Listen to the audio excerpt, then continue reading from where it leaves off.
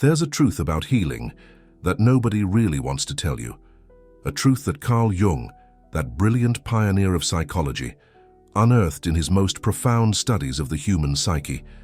A truth that Dr. Andrew Huberman, with all his neuroscientific expertise, now validates through the lens of modern neuroscience. And this truth, it flies in the face of everything you've been told about personal growth and transformation. It challenges the very core of what we think we know about getting better. The bottom line is this: before you can heal, you have to break, and there's just no way around it. We're not talking about a minor inconvenience here. We're not talking about a fleeting moment of discomfort. We're not talking about just feeling a little down. We're talking about real shattering, the kind that makes you question everything you thought you knew about yourself, the kind that dismantles the very person you believe you are. And that is precisely what needs to happen. That's the only way true healing can begin. Jung spent decades studying the process of self-realization, or becoming whole. He observed thousands of patients navigating their deepest crises, and he recognized a pattern that repeated itself without exception. Every person who achieved true lasting transformation first went through a complete dissolution of their former identity. He called it nigredo, the dark night of the soul, or simply put, the void, the moment when everything you've built on top of yourself needs to die.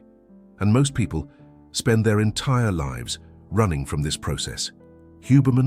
Dr. Huberman explains what happens in your brain during this process. When you face a profound identity crisis, your prefrontal cortex, the region responsible for your sense of self, enters a state of neural reorganization. The old patterns of thought literally fall apart. The neural connections that maintained your old identity begin to disintegrate, and that it hurts. It hurts in a way that no words can adequately describe. But here's what modern neuroscience has discovered. This process of disintegration is absolutely necessary for new, healthier connections to form. Your brain can't build new patterns on top of the old ones.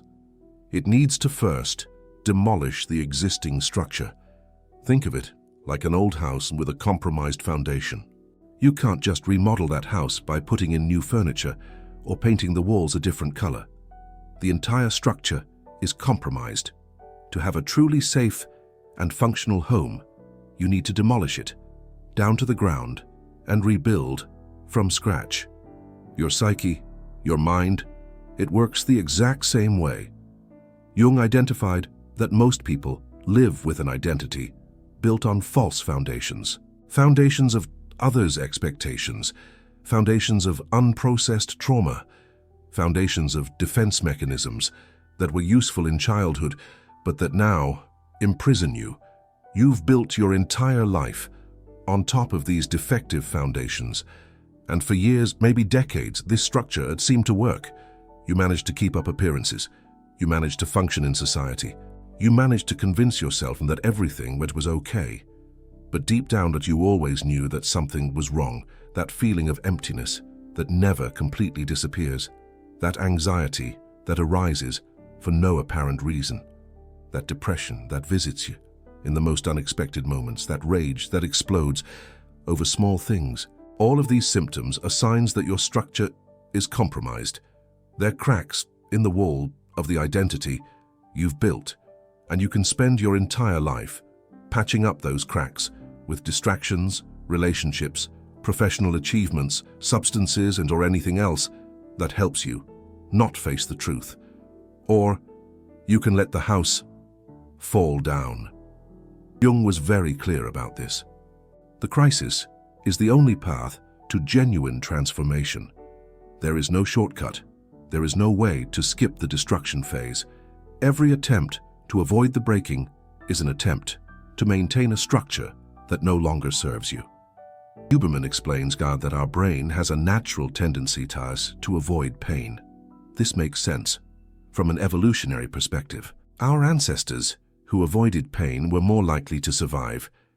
But this mechanism that was so useful for our physical survival becomes a huge obstacle to our psychological evolution. Because psychological evolution requires traversing the pain, not avoiding it.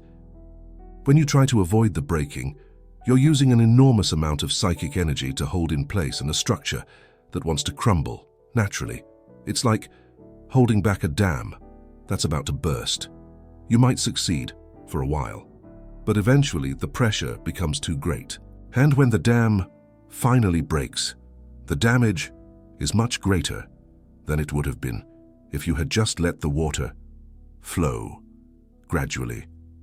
Jung observed that the people who resist the transformation process for the longest are the ones who suffer the most devastating crises.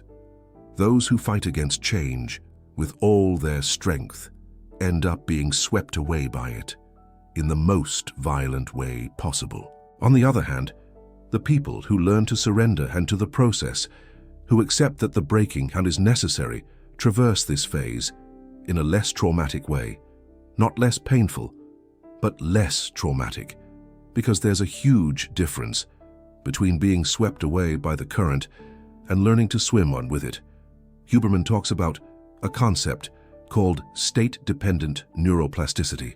This means that our brain is more capable of reorganizing itself when we're in certain specific emotional states. And one of those states is precisely the state of vulnerability that we experience during a crisis. When your defenses are down, when you no longer have the energy to maintain your masks, when you're completely exposed, your brain enters a mode of accelerated learning. It's as if nature designed this mechanism specifically to allow for transformation. The pain of the breaking is not an unwanted side effect. It's an essential part of the process. Without it, the neural reorganization doesn't happen in the same way. Jung described this process using the metaphor of alchemy. The ancient alchemists believed that in order to transform lead into gold, it was necessary to first completely dissolve the original material. Only after this total dissolution could the process of transmutation begin. The human psyche, it works exactly like that. You can't transform it into a better version of yourself while keeping the current version intact. The current version needs to die so that something new can be born. And that death, it's real. It's not a pretty metaphor. It's not a poetic way of talking about growth. It's a genuine experience of loss. You're going to lose the person you thought you were.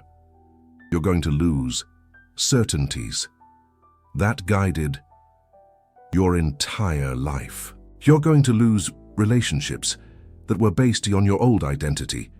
You're going to lose goals that made sense for who you were before. This is devastating, and it's necessary. Huberman explains that our brain forms very strong neural circuit around our identity. These circuits dictate how you see yourself, how you react to the world, what behaviors are possible for you, and what are not. Changing these circuits requires more than just willpower or positive thinking. It requires those old circuits to be deactivated first. And the mechanism that nature evolved to deactivate those circuits is, quite simply, crisis. The intense pain you feel during a psychological shattering is the signal that those circuits are being disconnected. It's like surgery without anesthesia. You feel every cut because you need to feel it. The pain is the information that your nervous system uses to reorganize itself. Carl Jung warned his patients about a very specific danger during this process. He called it identification with the shadow. During that shattering phase, when your conscious identity is dissolving, you come into contact with parts of yourself that you've kept repressed your entire life. Your anger, your fear, your shame, your envy, your most primitive desires. Everything you've hidden from yourself and the world starts to emerge with full force, and there's an enormous temptation to identify with this dark material. To believe that this is who you really are. To conclude that the person you were pretending to be was a lie, and that your true self is this inner monster that's now exposed. This is a fatal mistake. The shadow is no more true than the persona. Both are fragmented parts of a larger whole.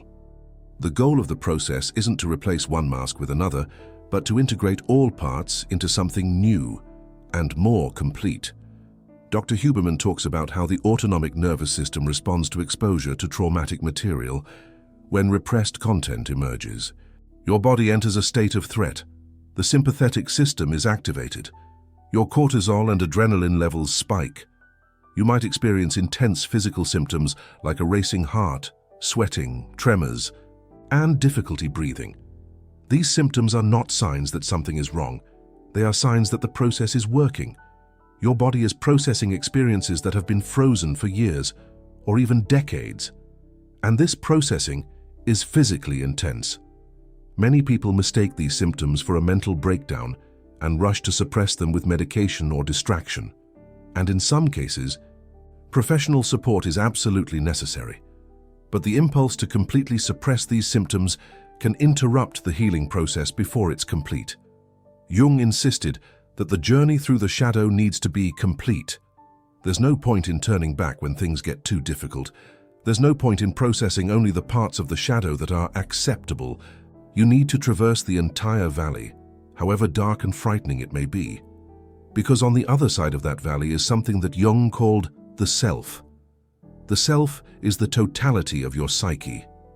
It's who you really are when all the masks fall away and all the fragmentations are integrated, and you can only find the self after completely traversing the darkness. Huberman describes this in neurological terms as the creation of a new, integrated neural network.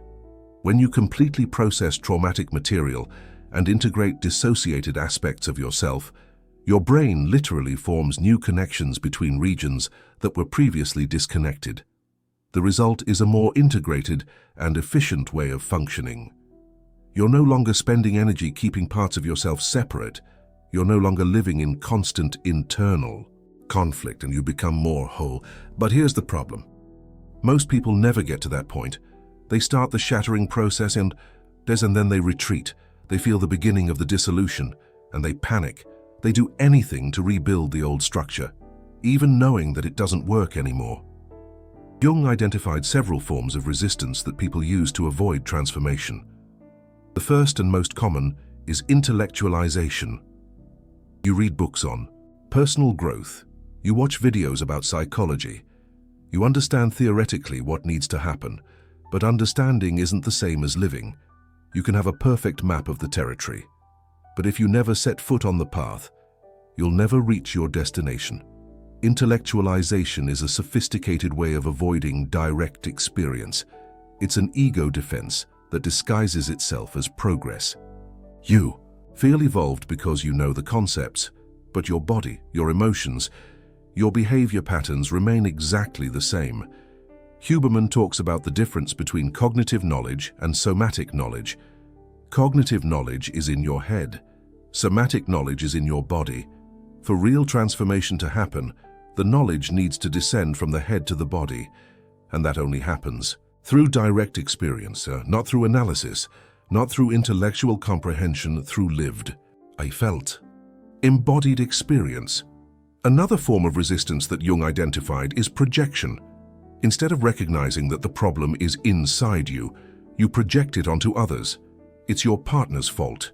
It's your parents' fault. It's society's fault. It's the fault of any person or external circumstance.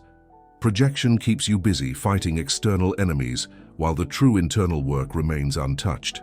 And the more you project, the more you feed the dark material that you don't want to face. Because the anger you feel toward others is always a reflection of something unintegrated within yourself. Jung was very direct about this.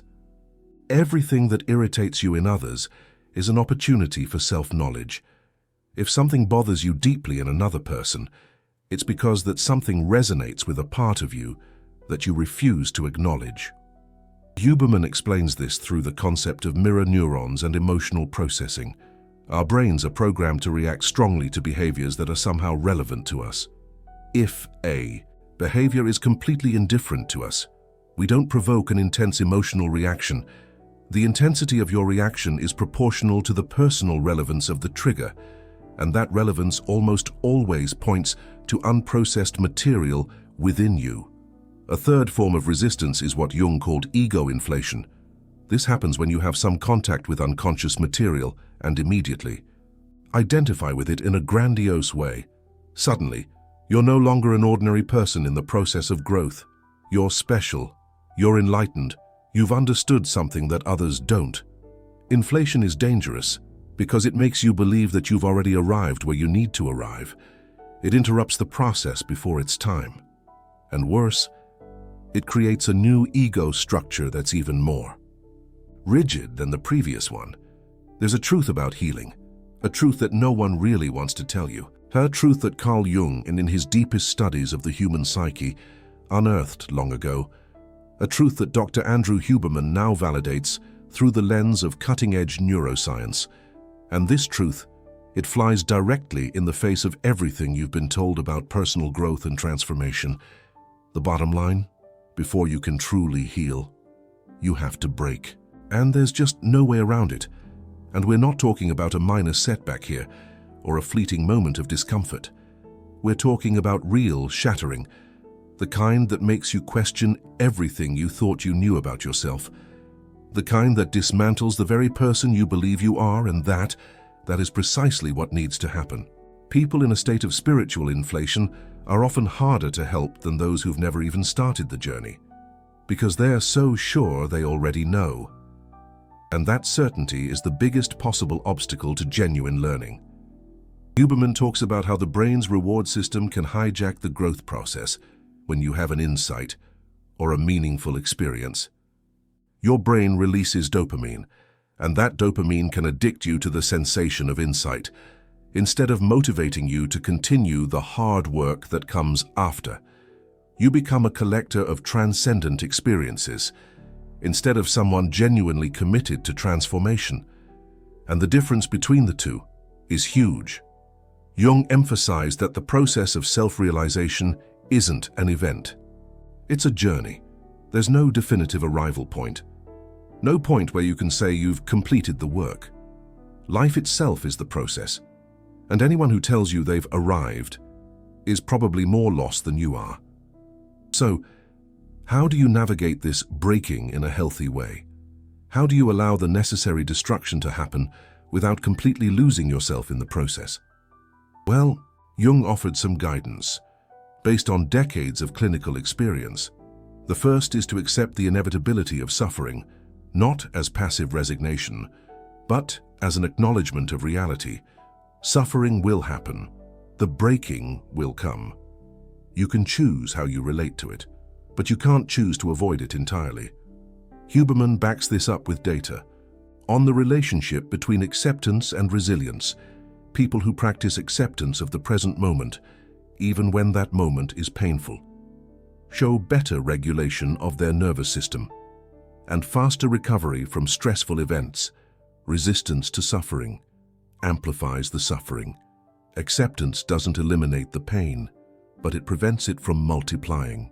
Jung's second piece of guidance is to maintain some form of internal witness. Even in the midst of the most intense dissolution, a part of you needs to remain as an observer, not distant and dissociated, but present and conscious. This witness is what prevents you from being completely lost in the darkness. Huberman relates this to the prefrontal cortex's function as a regulator of emotions. When you can observe your experience while you're living it, you activate brain circuits that help to modulate the emotional intensity.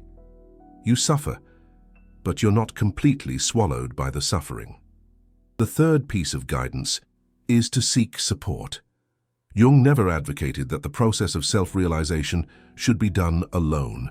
He himself had an analyst during the most intense years of his own crisis, and he saw the therapeutic relationship as a safe container where the dangerous work of the soul could take place. Now, not everyone has access to quality therapy, but the principle remains: you need at least one person who can witness your process without judgment. Someone who won't try to fix you, or distract you, or make you stop feeling. Someone who will simply be present while you walk through the fire. Huberman talks about the importance of co-regulation for the nervous system. When we're in a state of intense activation, the calm presence of another person can help our system to self-regulate. It's a basic biological mechanism that we evolved as social animals. Isolation during a crisis almost always makes things worse, not because you need advice or solutions, but because your nervous system needs the regulating presence of another human being. Jung's fourth piece of guidance is to trust the process. This is perhaps the hardest of all, because in the middle of the darkness, there's no guarantee that the light will return. There's no proof now that you'll come out whole on the other side. You're operating purely on faith, but Jung observed repeatedly that the psyche has a natural tendency towards healing and integration. When you stop interfering and allow the process to run its natural course, something intelligent within you begins to work. Jung called this the transcendent function. It's the innate ability of the psyche to create syntheses between opposites. You don't need to know how you're going to heal. You just need to stop getting in the way of the healing. Huberman confirms this, talking about the self-repair mechanisms of the nervous system. Our brain is constantly working to return to a state of equilibrium. When we remove the obstacles like chronic suppression and constant resistance, the system finds its own way back to health. The fifth piece of guidance, and perhaps the most important, is to remember that the breaking isn't the end. It's the middle. It's necessary, but it's not permanent. There is life on the other side. There's a version of you that hasn't been born yet, waiting to emerge from the ashes. Jung talked about this, using the myth of the phoenix, the bird that needs to burn completely in order to be reborn. And he emphasized that the fire is real, the ashes are real, the death of the old identity is real, but the rebirth is also real. And the person who is reborn isn't the same one who died. It's something new, something that couldn't exist if the old version was still alive, something that carries the scars of the journey, but also carries a strength and a wholeness that were previously impossible. Huberman describes this as the formation of a new neural architecture. After the old patterns are deconstructed and the repressed material is integrated, new connections form. These connections are more flexible, more resilient, and more adaptive than the old ones. You literally become a different person. Not just metaphorically, but neurologically, your brain changes. Your way of processing the world changes. Your automatic reactions change. You have access to internal resources that were previously blocked, and this leads us out to a fundamental question. How do you know when you're ready for the breaking? Jung's answer was provocative. You don't know. And more than that, you're never truly ready. Readiness is an illusion that the ego creates and to maintain control. If you wait until you feel ready, you'll wait forever. The breaking doesn't wait for an invitation. It comes when the conditions are ripe. Sometimes it's triggered by an external event, a loss, an illness, a failure, a betrayal. Other times, it seems to arise from nothing, without any apparent cause. But Jung believed that it's never really from nothing. The pressure builds internally until something gives. Huberman confirms that the nervous system has its own rhythms of processing. Traumas and repressed material are like hydraulic pressure accumulating in a closed system. For a while, the system holds, but there's a limit, and when that limit is reached, the escape valve opens whether you want it to or not. In fact, the unexpected crisis is often more transformative than the planned one. Because when you plan your transformation, you're still trying to control the process, and control is exactly what needs to die. The ego wants safe transformation. The ego wants comfortable growth. The ego wants to evolve without losing anything. But that's just not possible. The very nature of the ego needs to dissolve, so that something greater can emerge. Carl Jung used the term ego death to describe this process, and he was very careful to distinguish this from annihilation. The ego isn't destroyed forever. It's dissolved, and then reconstituted in a more flexible and less dominant form. Before the shattering, you identify completely with your ego. You believe that you are your thoughts, your opinions, your achievements, your failures, your history. There is no separation between you and the narrative you tell about yourself. After the breaking, you realize that the ego is just a tool, a useful tool for navigating the world, but not the totality of who you are. You have an ego, but you aren't your ego. That distinction changes everything. Dr. Andrew Huberman explains this through the lens of the neuroscience of consciousness. There are different levels of processing in the brain. The ego is associated with the executive functions of the prefrontal cortex, but there are other forms of awareness that operate at deeper levels. When you disidentify from the ego, you don't lose the ability to plan, analyze, or function executively. You simply stop confusing these functions with the totality of who you are. You gain access to forms of knowing and being that were obscured by the dominance of the ego. Jung called this the ego-self axis. Before self-realization, the ego behaves as if it were the center of the personality. After self-realization, the ego recognizes that there's a greater center, the self, of which it's just a part. This shift in perspective is liberating in a way that's hard to describe. It's like spending your whole life believing you're the character in a movie, and then suddenly realizing that you're also the director, the screenwriter, and the camera itself. You don't stop being the character, but your relationship with it changes fundamentally. Now, there's an important point I need to address. Not every shattering leads to healing. Not all suffering is transformative. There's a crucial difference between consciously traversing the dark night of the soul and simply being destroyed by it. Jung warned against the danger of regression without return. Some people fall into the void and can't get out. The dissolution that should be temporary becomes permanent. Instead of being reborn, they remain fragmented. Huberman talks about this in terms of unprocessed trauma versus processing trauma.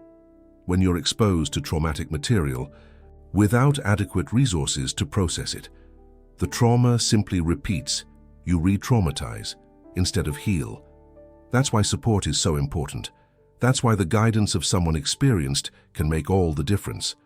Not to avoid the pain, but to ensure that the pain leads somewhere, instead of simply perpetuating itself. If you're in the middle of a crisis right now, pay attention. There's a difference between suffering that transforms and suffering that just destroys.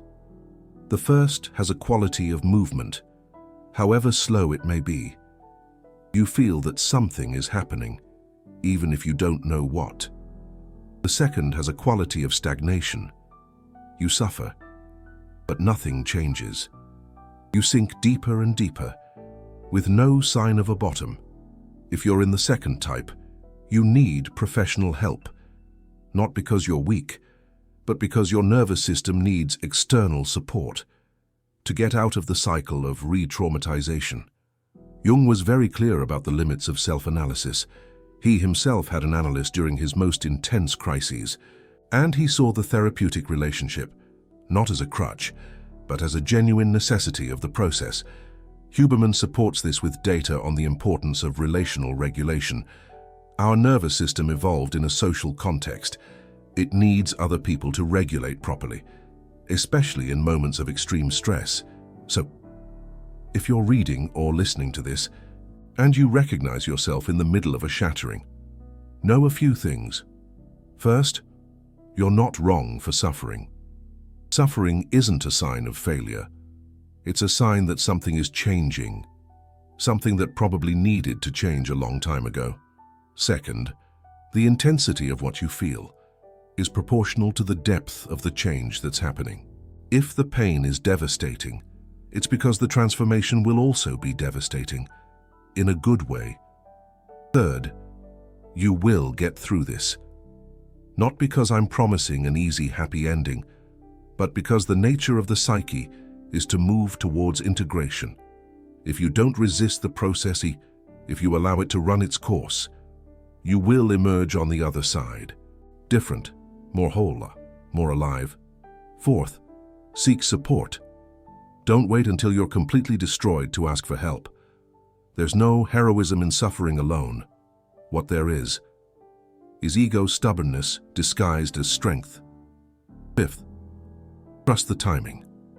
The shattering is happening now, because now is the right moment. It wouldn't have worked to have happened before, because you didn't have the resources to get through it. It wouldn't have worked to have happened later, because the pressure would have continued accumulating. Jung had a phrase that sums much of this up. What you resist persists. What you look at straight on transforms. The shattering is inevitable for anyone who wants to really heal. There's no shortcut. There's no way to skip the dark phase. But there is a way to traverse it that leads to light, and there's a way to traverse it that leads only to more darkness. The difference lies in your internal orientation. If you face the shattering as an enemy to be defeated, you'll fight against it until exhaustion, and the fight will prolong and intensify the suffering. If you face the shattering as a necessary process, painful but meaningful, you can surrender to it, not passively, but actively. You can choose to traverse instead of resist, and that choice changes everything. Huberman describes this as the difference between stress that promotes growth and stress that promotes damage. The content of the stress can be the same. What changes is how you relate to it. And that shift in relationship has measurable effects on your physiology. The pain of transformation doesn't need to destroy you. It can build you, but to do that, you need to stop being a victim of the process and become a conscious participant in it. Carl Jung dedicated his life to mapping the territory of the human soul. He entered the darkest places that the psyche can inhabit. He faced his own demons and emerged with wisdom that's still changing lives, almost a century after his death. And the central message of all of his work can be summarized like this: darkness is not your enemy. He's your teacher. This breaking isn't your destruction. It's your rebirth. And the suffering you fear so much is actually the doorway to everything you've ever wanted to become. You just need the courage to walk through it. If this content resonated with you, if it touched something you're going through right now, leave a comment, share your experience, because one of the most powerful things we can do for each other is to witness each other's journeys, to remind each other that we are not alone in the dark. And if you know someone who's going through a shattering right now, send them this video, sometimes. The most important thing we can offer is validation. The validation that suffering has a purpose, that there is light on the other side. The journey continues, and you are exactly where you need to be.